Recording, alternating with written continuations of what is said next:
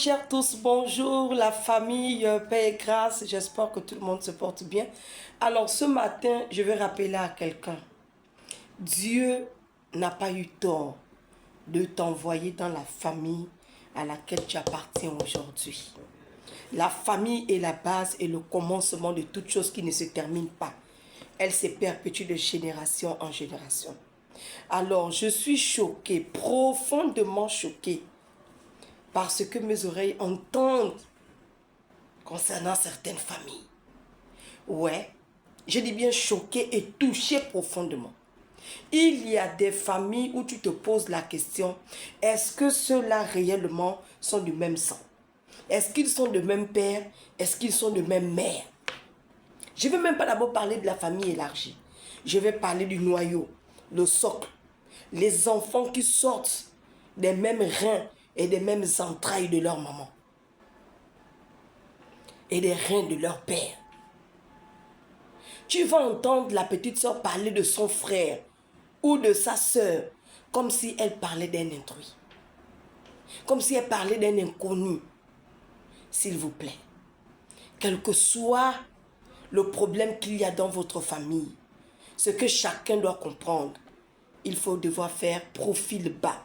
Laisser son orgueil de côté, faire des sacrifices et des compromis pour que les divergences, les incompréhensions ne viennent jamais vous séparer. La femme peut aller en mariage, le mariage se casse. L'homme peut épouser, le mariage là se casse. Mais l'ADN, le sang ne se change jamais. Attention à comment vous traitez les frères et sœurs de votre famille. Faites très attention. Il n'y a pas un problème là. Si vous vous décidez, il n'y a pas un problème qui peut vous détruire. Si vous vous décidez, il n'y a pas un problème qui peut vous séparer. Comment? Les enfants d'une même mère et d'un même père, vous vous déchirez parce que X ne travaille pas, parce que c'est le petit frère qui a des moyens. Il va sous-estimer ou il va manquer de respect à ses aînés parce que c'est l'aîné qui a tout. Il veut que les petits frères ou les petites soeurs viennent faire des courbettes. Non, non, non. La famille, c'est pas ça.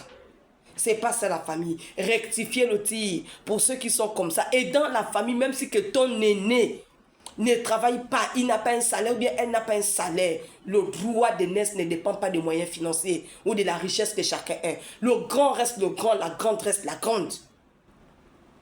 Et ainsi de suite, selon les rangs de chacun, on se doit de respect. La loyauté va de l'inférieur au supérieur. C'est ça. Donc arrêtez un peu avec les comportements sataniques et démoniaques qui détruisent vos familles aujourd'hui. Et demain, qu'est-ce que vous allez transmettre à vos enfants? Vos enfants seront une génération dispersée, une génération séparée, alors que ce n'est pas le plan de Dieu. Le plan de Dieu, la famille, on a bien fait même d'identifier une famille à l'arbre généalogique. On a tous un même tronc, qui est le père et la mère, ou encore la grand-mère, et ensuite on se disperse, mais la branche là ne se détache pas, elle reste toujours attachée au tronc de l'arbre. Arrêtons un peu ça, parce qu'il y a des choses que j'entends qui sont horribles, mon Dieu. Oh!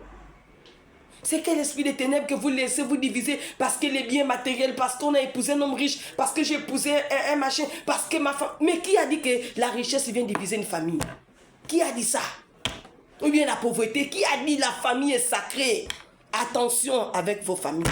Attention. Merci. C'était juste une sensibilisation.